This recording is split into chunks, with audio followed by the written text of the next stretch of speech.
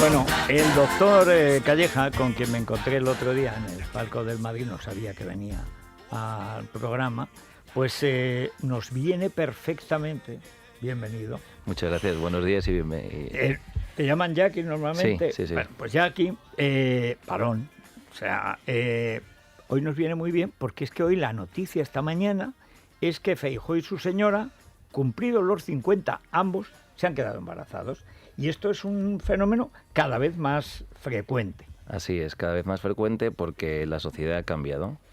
Ha cambiado la edad de inicio de la maternidad. De hecho, sabía la noticia recientemente del Instituto Nacional de Estadística en la que la maternidad en España se está retrasando y la edad media para la primera gestación en muchas mujeres está sobrepasando los 33 años. Hace unos años era de unos 28 y cada vez se incorpora más tarde la mujer a esta etapa de su vida que es la maternidad. Porque lo hace después de poderse incorporar a la vida laboral, que además como se va retrasando, como hay tanto paro hasta que por fin se encuentra un trabajo más o menos asentado, pues claro, es que pasan 8 o 10 años. Pero 33 es una cosa, pero 51... Bueno, 51 no es frecuente, obviamente, pero dése cuenta que aparte también las mujeres están teniendo nuevas gestaciones porque también tienen nuevas parejas muchas veces. Es decir, surgen segundas relaciones, con lo cual la edad de la maternidad vuelve también a retrasarse un poco más porque madurez porque se dobla. Efectivamente. Y bueno, pues al hilo de esto, sí es conveniente recalcar que el número de técnicas de reproducción en muchas parejas ha aumentado notablemente y prácticamente el 10% de los niños que nacen en nuestro país son fruto de técnicas de reproducción asistida.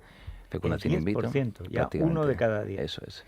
Casi siempre son mujeres mayores o que tienen algún problema o bien de la pareja. Bueno, pues hay de todo, ¿no? Es decir, la esterilidad puede ser causa femenina, de causa masculina, y luego que hay un hecho indudable que es la barrera biológica de la edad, es decir, lo que llamamos reserva ovárica, es decir, cómo de buenos son los óvulos que tienen las mujeres en sus ovarios conforme pasan los años, pues esta reserva ovárica o la calidad de los ovocitos disminuye paulatinamente a partir de los 25 años, ¿eh? Tanto es así que la fertilidad de una mujer de 25 años ronda el 25%, es decir, no es tan fácil quedarse embarazada aún siendo joven, es decir, hay una de cada 4 mujeres lo consiguen de forma espontánea y relativamente pronto, pero es una tasa... Tardan a veces años. Efectivamente, claro. Y para que os hagáis una idea, una mujer de 30 años tiene un 22% de posibilidad de quedarse embarazada, a los 35 años esto cae a un 12%, y a los 40 años la tasa de fertilidad espontánea es de en torno a un 5%. Es decir, estamos hablando de que mujeres de 40 años que vemos muy a menudo en nuestras consultas, pues tienen una tasa de fertilidad muy baja y entonces tienen que recurrir a menudo a técnicas de reproducción por el propio hecho de que la biología tiene sus límites. ¿Cuáles son las técnicas ahora más usadas, más populares? Pues fundamentalmente, dependiendo cuál sea la causa de esterilidad, está bien la inseminación, la fecundación in vitro, lo que llamamos ICSI, que es la fecundación en el laboratorio de un óvulo por espermatozoide y la transferencia del huevo fecundado a la mujer, eso es. Y luego para mujeres o más mayores o que tengan una mala reserva ovárica o una mala calidad de los óvulos, está la donación de ovocitos. Es decir, esto lo vemos en mujeres especialmente o más mayores, en el que recurren a óvulos de una donante, que son mujeres jóvenes con buena calidad de ovocitos y por tanto la tasa de fertilidad aumenta notablemente. Bueno, hay una cosa, doctor. Usted es responsable dentro del área de ginecología del Hospital Quirón de Madrid. Bueno, hay que decir que Quirón ahora se ha convertido en la gran no sé decir multinacional o multimadridal o lo que sea, de las clínicas más importantes de Madrid, ¿no? Eso es. Pero dentro del servicio de ginecología del Hospital Quirón, usted se dedica a un ámbito que, teniendo en cuenta que las mujeres españolas son con las japonesas las que más años viven de todo el mundo, imagino que es cada día más frecuente la osteoporosis y la menopausia. La menopausia, digamos, es natural. Claro, la osteoporosis está también muy ligada a la edad. Eso es. Y claro, es que las mujeres españolas están viviendo ya 87, 89 años. Eso es. Que solo las japonesas, creo que por la cosa de la soja, tienen, pero algunos meses, creo que están ya a punto de pillarlas. Eso es. Bueno, daos cuenta, a veces yo lo digo muchas veces cuando doy una conferencia por ahí o cuando hablo con mis pacientes, es decir, cada vez está más cerca la madre de la menopausia. Es decir, estamos teniendo pacientes con 45, 43, 47 años que están dando a luz a su primero o su segundo hijo, y son aquellas mismas mujeres que a los 3 años o 4 van a estar con sofocos y vamos a tener que tratarlas con hormonas, que van a tener fracturas por fragilidad, por osteoporosis, que van a tener síntomas derivados del fallo ovárico. Entonces, cada vez este gap que había antes y que era de 15, 20 años, en la etapa de la mujer de la fertilidad de la menopausia, se está estrechando mucho más y están casi mujeres dando a luz un poquito antes de entrar en la menopausia, con lo cual es contradictorio desde el punto de vista biológico, desde el punto de vista incluso del instinto animal, ¿no? La crianza, es que es casi absurdo, claro, ¿no? La crianza y el cese de la función reproductiva, pero cada vez en nuestra sociedad está mucho más asentado y mucho más frecuente este fenómeno. Bueno, ¿no? que los españoles más que hijos empezamos a tener nietos. Pero hay una generación, la de mis abuelos, que también tuvieron los hijos tarde, porque esperaron a que terminara la guerra. Pero es que después de la guerra, yo recuerdo en mi pueblo que festejaban, es decir, estaban de novios 10, 12 años, hasta que podían comprar la casa, tal, porque la gente lo había pasado tan mal y estaba en la necesidad que hasta no tenían casa, no se casaban. Y estaban 10, 12 años, que era una cosa ya... Bueno, yo creo que ya se casaban y se jubilaban, o sea, porque eran de esas parejas. Yo no entendía lo que era eso, porque es que no me cabía en la cabeza. Si se quieren, se tienen que casar, porque lo había visto en las películas. Uy, hijico, decía mi madre, eso no es así, que va a ser así. Bueno, pero ahora estamos en este fenómeno que es que ha cambiado por completo, digamos, todas nuestras ideas. Casi decir, ha cambiado las ideas naturales, digamos, de la propia biología. O sea, antiguamente las reinas de España, las princesas, se casaban en cuanto tenían la regla, o sea, porque ya podían tener descendencia. Y claro, a los 5 años habían tenido 3 niños y aparecía un duque y pasaba lo que pasaba. ¿Se ha retrasado eso de la primípara añosa? Sí, que yo recuerdo hace 10 años, Así 12, cuando yo sí. me quedé embarazada, se hablaba de que era 35 años. Conceptualmente, conceptualmente lo que pasa que sigue siendo lo mismo, es decir, hablamos de una mujer añosa, embarazada, primípara o secundípara, etcétera.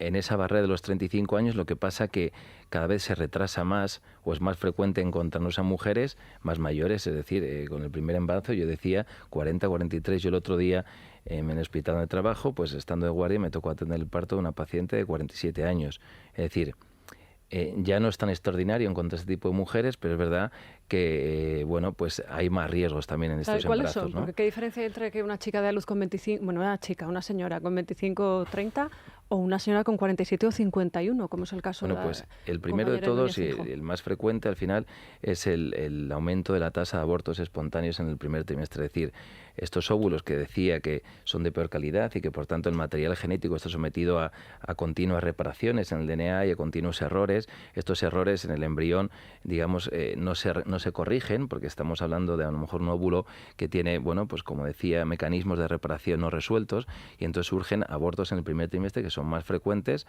cuanto mayor es la edad de la madre, ¿no? Salvada esta barrera, este primer trimestre, cuando ya la gestación desarrolla un curso normal, pues hay más riesgo de algunas complicaciones del embarazo, como pueden ser la diabetes gestacional, la hipertensión, la amenaza de parto pretérmino, es decir, dar a luz antes de que llegue el momento final del embarazo, con los riesgos que conlleva para el recién nacido, ¿no? De madurez pulmonar, de prematuridad, bajo peso al nacer, etcétera. Y en conjunto hacen que el embarazo tenga que ser considerado una situación un poquito más especial, no de alto riesgo, salvo que la mujer reúna otras condiciones de fondo de morbilidad, pues que sea paciente hipertensa o que tenga una paciente diabética ante el embarazo, con sobrepeso o con antecedentes desfavorables en otros embarazos, pero es un embarazo distinto, ¿no? Entonces tienen que ser mujeres que se cuiden un poquito más, la alimentación, el curso del embarazo, el control de las ecografías de los bebés y luego, por supuesto, una vez llegado al parto, pues la condición física de una mujer de 45 no es igual que una mujer de 25 años, ¿no? Porque es decir, hay otra disposición, otra forma física y, lógicamente, la tolerancia al esfuerzo, al trabajo de parto es distinta también. La gran cuestión, doctor Calleja, 3 preguntas para terminar muy habituales. Además, en casi cualquier edad, que de todas maneras siempre en España ya es tardía. El peso, la gran cuestión, la alimentación y el peso. Antes, yo recuerdo, en mi pueblo siempre se decía, tienes que comer para 2. Y ahora es al revés, ahora es que no puedes engordar, etcétera. ¿Cada mujer tiene su peso o cada embarazo tiene su control? No, cada mujer tiene su peso, cada persona tiene su metabolismo, pero todos los embarazos, desde el punto de vista de lo que es un embarazo saludable, debe tener unos principios. El peso que se recomienda ganar durante el embarazo, que indudablemente hay que ganar por la placenta, por el feto, por los cambios que surgen en la mujer, está en torno a entre 9 y 11 kilos. Es decir, yo siempre digo a mis pacientes, pues más o menos que intenten coger entre kilo y kilo y medio al mes. Pero entonces hay que hacer dieta. Bueno, no, hay que comer sano y hay que hacer ejercicio. Es decir, no hay que hacer dieta, no hay que perder peso, sino hay que comer cosas o alimentos que alimenten, saludables, carnes, pescados, legumbres, pero ¿y frutas, los verduras. Bueno, ¿Y los los antojos, antojos? pero por lo menos si uno tiene un antojo, por lo menos si es Me va usted a decir que hay un antojo de rúcula. bueno, no, un antojo de Eso, rúcula y de pescado a la plancha, no. Lo veo difícil, Vamos a ¿eh? ver. Pues bueno, si es un antojito puntual no pasa nada y además yo le digo a mis pacientes, oye, si es un jamón mejor que esté rico, una buena gamba y ya Sí. por lo menos un antojo con Con menos proteína. castigo, efectivamente. A ¿Es partir un de- mito lo de sí. que tienes manchas por los antojos de la madre o no? Bueno, no, ahí es verdad, ¿no? Dicen que, y hay niños incluso que tienen manchas de un color determinado en función de si la madre puede tener un antojo pues, de una fruta, como la fresa, la Yo tengo grosella. aquí la cereza. ¿Pero es real? Es real. Lo que pasa es que no es tan frecuente como la gente piensa. Es decir, y luego hay manchas que se transmiten, por ejemplo, porque el papá nació con una manchita, un nebus en la parte baja de la espalda, ni hubo nacer con ella, un angioma en la carita, que son muy frecuentes, angiomas planos, pero bueno, tampoco no es bueno que la gente, hay que darle el peso que tiene. Al final son cosas extraordinarias y... Pero sin embargo, la sanidad germana es todo lo contrario. Dejan a la embarazada que coja peso todo el que quiera. Esto no, cada vez se tiende a cuidar más la mujer, date cuenta que luego... Con la excusa de que con la lactancia materna luego lo pierdes. Bueno, pero hay alimentos muy saludables que no necesariamente tienen que suponer un engorde o un aumento de peso llamativo. Date cuenta, por ejemplo, Isabel, que es decir, si tú ganas 20 kilos, es como si te echaras una mochila con 20 kilos de piedras, todo lo que sufre la espalda desde el punto de vista mecánico, las articulaciones como las rodillas, los tobillos, el descanso, el diafragma se eleva, de aumentar el tamaño del útero y todo eso con 20 kilos más, pues es mucho más incómodo y menos saludable. Para el feto tampoco será bueno, ¿no? Claro, bueno, el feto realmente está Bueno, en su el feto está microambiente ahí en y está en su su mundo, piscinita claro, sí. y no lo nota tanto, pero para la mujer desde luego es mucho menos saludable. Bueno, y dos o tres cosas así un poco tontas. Bueno, una seria, la lactancia materna. Ujú. ¿Es bueno dar el pecho? ¿Es bueno dar el pecho siempre hasta que, en fin, el niño se canse? Antes siempre se decía, ¿es que tiene leche o no tiene leche? ¿Eso es verdad o es más bien un mito? No, es cierto, es decir, la lactancia en primer lugar es bueno. Siempre que se pueda. La realidad es que las madres, igual que cualquier animal que alumbre una criatura, pues están concebidas, digamos, para amamantar a sus hijos y en esa leche materna existen compuestos en cantidades suficientes como para proteger y nutrir especialmente bien al bebé, ¿no? Es decir, las leches artificiales nunca van a poder igualar o acercarse 100% a las leches defensas, maternas, ¿no? eso es. Sí, pero cuando se convierte en Entonces, una frustración, doctor. Bueno, vamos a ver, yo lo que les explico a las pacientes, cada mujer también tiene unas características, igual que anatómicas, pues desde el punto de vista de la lactancia, igual hay mujeres que no tienen éxito con la lactancia y tienen que entender, pues no ha podido funcionar y lo han intentado e incluso esa frustración a veces hace que a nivel emocional se complique todo mucho más y la crianza del niño se ha vivido como una circunstancia negativa y cuando no puede ser o no sube leche en cantidad suficiente, es decir, no hay que rendirse a la primera, pero tampoco hay que hacer un martirio de todo esto, No, se sí. puede y si no, pues nada. Bueno, y depilarse, vacunarse, todas estas cosas, sobre todo ahora, esta manía que hay de que no hay que vacunarse en nada. Bueno, las embarazadas no lo sé, supongo que el ginecólogo Sí. dirá, pero cosas como la depilación, teñirse el pelo, etcétera, Los mitos, imagino ¿verdad? que esos Que son al final mitos todos los recientes, ¿no? tenemos. Eso es, son mitos y la gente, fíjate, yo creo que al final la gente está perdiendo un poco el sentido común a veces. Es decir, doctor, ¿puedo subir en tren? ¿Puedo viajar? ¿Puedo subir en avión? ¿Puedo meterme en una piscina? O sea, cosas que realmente pasan los años y en vez de ir hacia adelante y ser un poco más coherentes, resulta que la paciente tiene cada vez más miedos. Se pueden vacunar, las vacunas que estén permitidas en el embarazo, que no sean con virus vivos atenuados, lógicamente, pero hay vacunas que se pueden y que se deben poner durante el embarazo para proteger al bebé cuando nazca, como la tosferina recientemente que se ha introducido en calendario vacunal, y hay fármacos, vacunas, en fin, que son seguras en el embarazo y que obviamente tienen mucho más beneficios que riesgos. Y lo que sí que hay que hacer son los controles prenatales, porque sí que es verdad que una cosa nos decía el doctor Calleja, para un doctor la responsabilidad es igual para un ginecólogo ¿Es la misma responsabilidad para una mujer que se ha hecho todos sus controles prenatales, que se ha hecho ecografías? Pues en la Seguridad Social me parece que son 3, en las privadas me da la sensación de que son más numerosas. Pues para el doctor es la misma responsabilidad. Una señora que se ha cuidado, que se ha hecho su dieta, que ha tomado sus medicamentos y sus proteínas y sus vitaminas, que una señora que llega sin haberse sometido absolutamente a ningún tipo de prueba y da a luz con todos los riesgos que puede conllevar, pues que tenga, por ejemplo, diabetes gestacional, que sea hipertensa, etcétera. ¿Cuáles son los controles básicos a los que se tiene que someter una mujer embarazada, sea cual sea su condición social o su seguro médico? Bueno, de hecho, vamos a ver, la Seguridad Social, y la Seguridad Social es una entidad que presta atención a ciudadanos de forma universal y gratuita prácticamente. Bueno, establece... gratuita no, que lo tenemos que pagar Bueno, todos. pero... O sea, aquí gratuito, decimos gratuito como si no nos costaran los impuestos. Lo pagamos bien, hay un gran sistema sanitario en España que tiene además muy buenos médicos. Efectivamente. Pero aquí gratuito nunca hay nada. Me refiero que puede tener, que es de fácil acceso a cualquier ciudadano. Exactamente. No, y además que el nivel es muy alto. Que el nivel es muy alto porque es muy caro, pero es muy bueno. Eso es. Entonces establece unos protocolos de control del embarazo, unos protocolos de mínimos. Es decir, esto es lo mínimo, por lo menos, que hay que hacer en una mujer para que se considere que su embarazo cumple unos requisitos de seguridad, de un control adecuado, y son esas 3 ecografías que decías, Isabel, y luego aparte unas analíticas en cada trimestre, ¿no? Eso es. En la semana 12 para medir, ver cómo está el bebé, cómo está, corresponde al tiempo de embarazo, medir el pliegue nucal, que es un marcador ecográfico que utilizamos un poco para identificar las mujeres que pueden tener un riesgo en la gestación, como por ejemplo síndrome de Down, etcétera, riesgos cromosómicos. En la semana 20 se ven todos los órganos del bebé, el crecimiento, el desarrollo adecuado de los sistemas para descartar malformaciones o anomalías estructurales, y luego una ecografía. Y el nombre que le ponen, pues ya sé si es niño o niña, ya... Bueno, curiosamente las pacientes nos piden que digamos el sexo cada vez antes, es decir, a veces ya incluso llevados por ese afán de complacer a la paciente y de mojarte un poco antes lo debido, pues en la semana 12, 14 o en la semana 10 ya incluso preguntan por el sexo del bebé. O sea que esto ya del nombre en la semana 20 ya se ha adelantado muchísimo. Y luego en el tercer trimestre, pues para ver el peso, la placenta, el líquido, etcétera. O sea que básicamente... Sí, pero lo del nombre es esencial porque hoy está complicado el marido, la familia de la mujer, la familia del marido, algún tío, un padrino. O sea, ahí todo el mundo quiere meter cucharada. Empiezan además los nombres compuestos. Efectivamente. Yo creo que la mitad de los José Maris y María Josés venían de esa confusión porque antes esto no se decía. Efectivamente. Hay otra cosa que me ha pasado a mí como padre, que es muy tal, que dicen, bueno, pero no se puede abusar de la ecografía.